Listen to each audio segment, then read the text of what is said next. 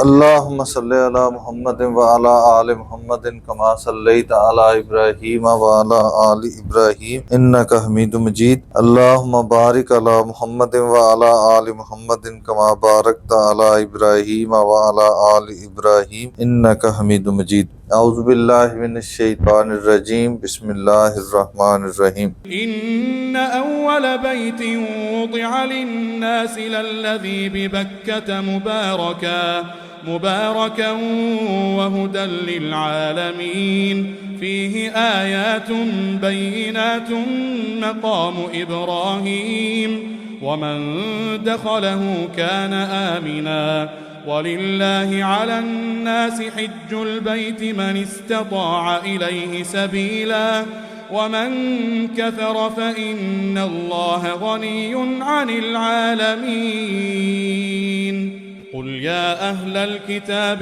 لِمَ تَكْفُرُونَ بِآيَاتِ اللَّهِ وَاللَّهُ شَهِيدٌ عَلَى مَا تَعْمَلُونَ. اس سے پچھلے سبق میں ہم نے پڑھا تھا قل صدق اللہ، کہہ دیجئے اللہ سچ ہے یا اللہ نے سچ فرمایا. فَاتَّبِعُوا مِلَّةَ إِبْرَاهِيمَ حنیفا، ابراہیم جو یکسو تھے ان کی ملت، ان کے دین کی پیروی کرو. وَمَا كَانَ مِنَ الْمُشْرِكِينَ، اور وہ مشرکوں میں سے نہیں تھے. اِنَّ بے شک اول بیت، سب سے پہلا گھر، وضع للناس جو بنایا گیا لوگوں کے لیے، جو مقرر کیا گیا، للذی ببکۃ مبارکا جو مکہ مکرمہ میں ہے، مبارکن بابرکت شہر میں ہے، وہدن اور ذریعہ ہدایت ہے، للعالمین تمام جہانوں کے لیے. فی آیاتن، اس میں آیاتن نشانیاں ہیں، بینات واضح، مقام ابراہیم جن میں سے ایک نشانی جو ہے مقام ابراہیم ہے.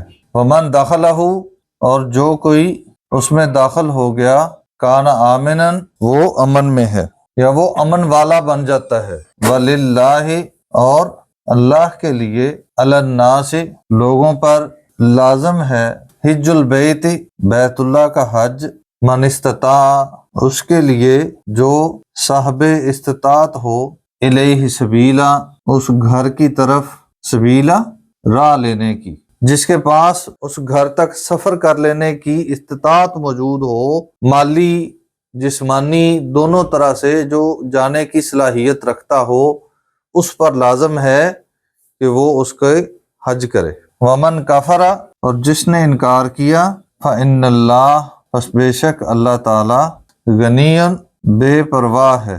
اللہ کو اس بات سے کوئی فرق نہیں پڑتا کہ کوئی جائے یا نہ جائے، کوئی جائے گا تو اس میں اس کا فائدہ ہے.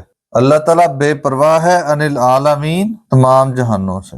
قل کہہ دیجئے، یا اہل الکتاب اے اہل کتاب، لم تکفرون کیوں تم انکار کرتے ہو، بآیات اللہ اللہ کی نشانیوں کا، اللہ کے احکامات کا، واللہ حالانکہ اللہ تعالی، شہید گواہ ہے، علی ما تعملون اس پر جو کچھ تم کرتے ہو.